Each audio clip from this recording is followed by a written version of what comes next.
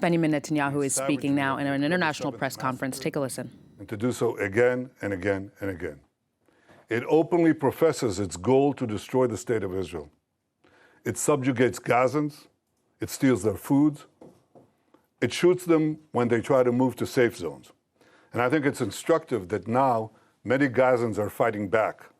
They're begging us, they're begging the world, free us, and free Gaza from Hamas.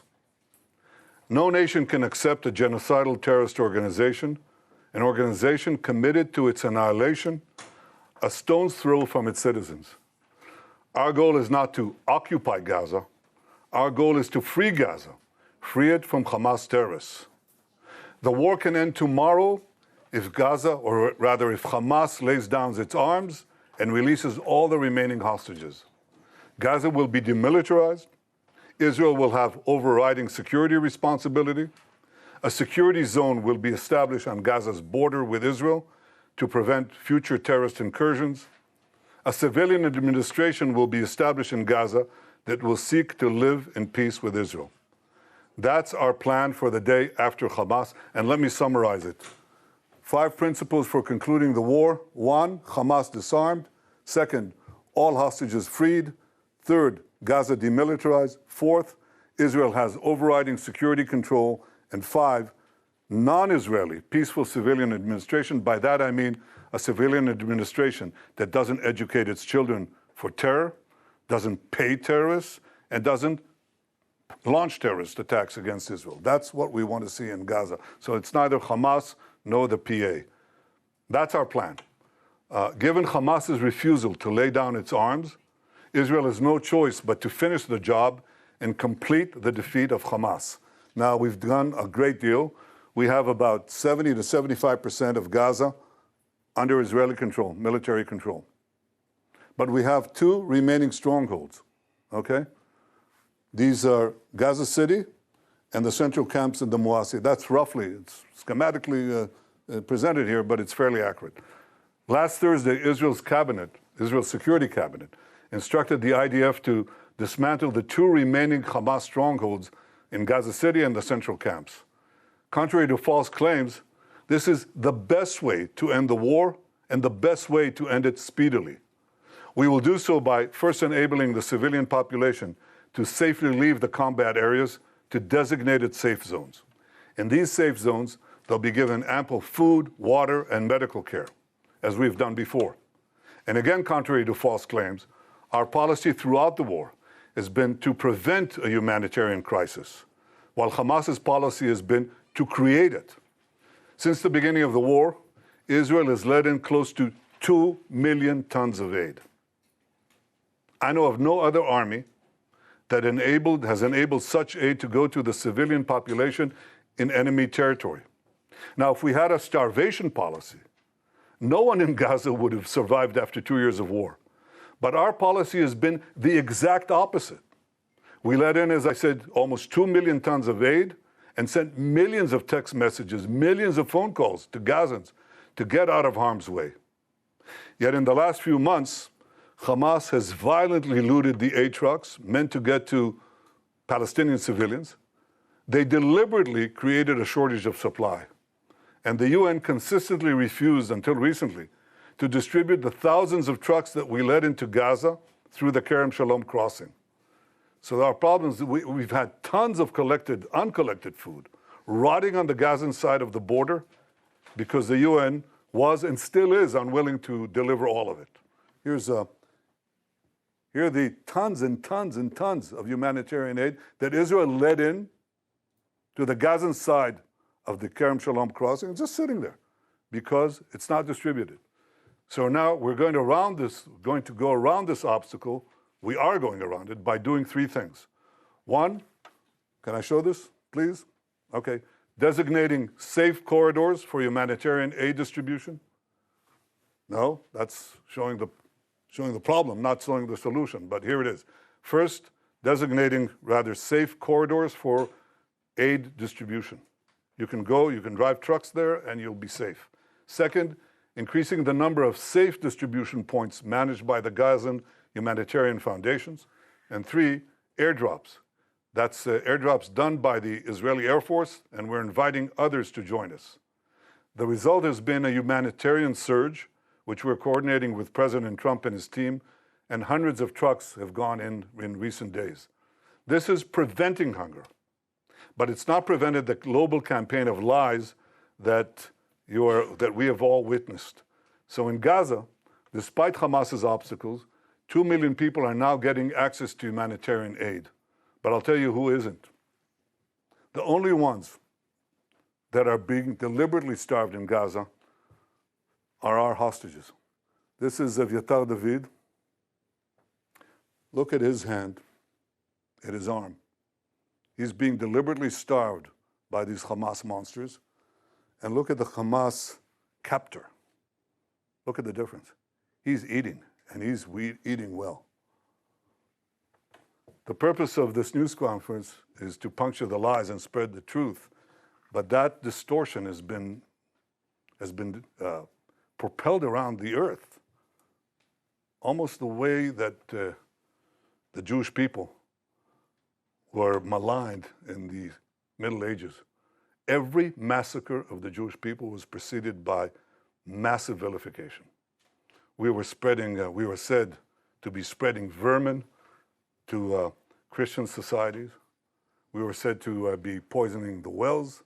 We were said to slaughter Christian children for their blood. And as these lies spread around the globe, they were followed by horrific massacres, pogroms, displacements, finally culminating in the worst massacre of them all, the Holocaust. Today, the Jewish state is being maligned in a similar way.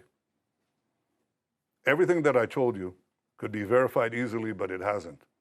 And the international press has bought hook, line, and sinker Hamas statistics, Hamas claims, Hamas forgeries, and Hamas photographs. For example, these 3 children. The first one is Osama al-Raqub. He is in Italy getting treatment because Israel got him out. That's what he looks like today. He has a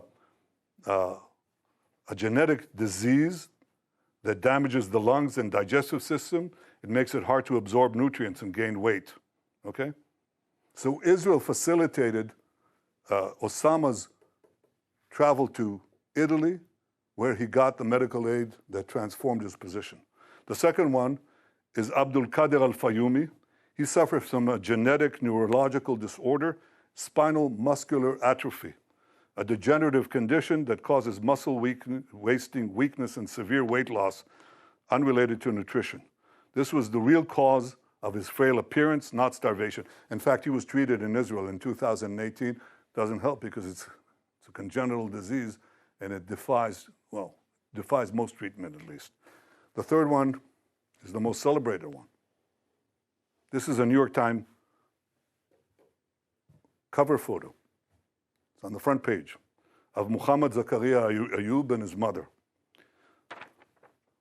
Muhammad Zakaria Ayub is suffering from a genetic illness, which you're familiar with. It's called cerebral palsy. His mother is well fed, and his brother is healthy. I'm looking right now into the possibility of a governmental suit against the New York Times because this is outrageous. Of course, the correction was postage size. I don't know where it was buried. But this is outrageous. These are the 3 most celebrated photos, and they're all fake. It's the kind of malignant lies that were leveled at the Jewish people in the Middle Ages. We won't suffer. We won't allow it to go unchallenged, and this is the purpose of this press conference. I hope that you open your eyes to a simple fact. Hamas lies. Now you can ask me any question you want. Thank you, Prime Minister. Could you give us, please, a timeline when you expect to conclude the new expansion of the new offensive? And if you can give us a few more details about how you're going to provide about this humanitarian surge and how GHF is going to be involved in this. Thank you. Well, the timeline that we set for the action is fairly quickly. I mean, we want to, first of all, enable safe zones to be established, facilities to be brought to, so the civilian population in Gaza City can move out, as they moved out in Rafah, by the way. You remember in Rafah? There were 1.4 million people. People said they can't, they have nowhere to go and they're not going to move out. It took us, I think, about 8 days or 6 days to move them, and they all moved. There were practically no civilian casualties because they all left. And they went to the Moasi area that I showed you before on the map. We think we can achieve a similar result that safeguards the civilian population, at the same time enables us to go at the last stronghold, the most important stronghold of Hamas, which we haven't done so up to the war. I mean, we've been there, but we haven't taken it as a goal to dismantle the Hamas stronghold there. We do now. I don't want to talk about exact timetables, but we're talking in terms of fairly short timetable, because we want to bring the war to an end. This is how we bring the war to an end. As far as the surge is concerned, we're talking to the U.S. about additional measures, but we haven't waited. Because what we're doing, as I said, is designate safe corridors, allow and expand the GHF distribution points, and we're trying to bring in more resources, hope to recruit some international organizations, maybe, God willing, the UN, if they ever decide to actually do something for the Palestinian people that doesn't go through Hamas. And third, increase the airdrops. The airdrops are important, but they're not the most important thing. The most important thing is ground routes that bring aid, a surge of aid to the Palestinian population as far as we can without letting Hamas loot it. Second question, yes. Prime Minister, 2 questions. Firstly, why is Israel not allowing foreign journalists into Gaza to report independently? And secondly, President Trump has said there is real starvation in Gaza. Do you disagree? Yeah, on the first question, in fact, we have decided, and I've ordered, directed the military to bring in foreign journalists, more foreign journalists, a lot. There's a problem of assuring security, but I think it can be done in a way that is responsible and careful to preserve your own safety. So the directive has been since, when is it? 2 days ago. From what you're telling me, it hasn't yet been implemented, but it should be, because I think you should see it. And one of the things you're going to see is precisely our efforts to bring in Gazans, to bring in rather food to Gaza. You'll see the trucks that have been entered Gaza and are still waiting to be distributed. You'll see Gazans who are fighting Hamas. We haven't seen it since the beginning of the war. And that's a reflection of the fact that they know that we're approaching the end stage. And these people are, risking their lives and their families, but they say, we can't take it anymore, and they fight back. And the other thing you'll see is physical destruction. And the physical destruction is not because Israel is destroying structures with people in there. That's not what's happening. Israel, in fact, is clearing the population, as in Rafah. But the Hamas terrorists who may stay in those areas booby-trap just about every single building. Not every single building, but a lot of them. And every road, and every street, and every junction, every intersection. So one of the things that we do is we place basically old APC, armored personnel carriers, with tons of explosives, and we detonate them, and they set off all the booby traps. That's why you see the destruction. And we do similar things in the tunnels. The tunnels, these terror tunnels, we put TNT in them, and we detonate that after people have left. But they're under buildings, so the buildings collapse. That's why you see destruction.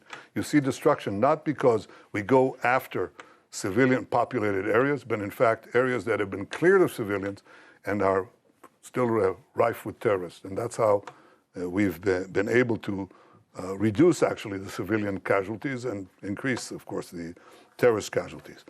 I very much appreciate President Trump's support through this entire seven-front war, his magnificent cooperation in the battle to stop the existential threat from Iran, his support throughout, and his support now. He says 2 things. He says all 20 hostages have to be released, and he says Hamas should not be there. And I think that he, like me, he recognized the fact that there have been deprivations in Gaza caused by Hamas. Hamas has been the cause of that. And what we have to do is overcome it. So we're working together to overcome it. Thank you, Prime Minister. Is Israel working, proceeding in the belief, in the understanding that it can and will recover all 20 hostages alive militarily? Or is it proceeding in the belief or understanding that conditions of their captivity, Hamas strategy, will make that impossible? Look, my goal is to get all of the 20 out alive and also all the ones who are not alive. In the beginning of the war, we were told by a very senior commander, he said, look, we have to get used to the idea that we're not going to see even one of them alive. And I disagreed. I said, we'll get most and possibly all of them if we apply judiciously both military pressure and political, diplomatic pressure. So far, out of 255 hostages, we got 205 out, of which 148 are alive. 148 are alive. We have 20 living ones left in Hamas captivity and 30 who are not alive, as I said before. If we don't do anything, we're not going to get them out. The option of just doing a war of attrition from defensive positions has not proved itself. And I think it will just, it won't get them out, but I think it will draw us into a protracted conflict that doesn't bring the war to an end. The move that I'm talking about, I think, has the possibility of getting them out. We're talking about how to,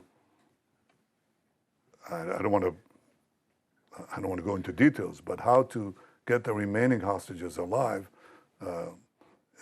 as we close in on Hamas.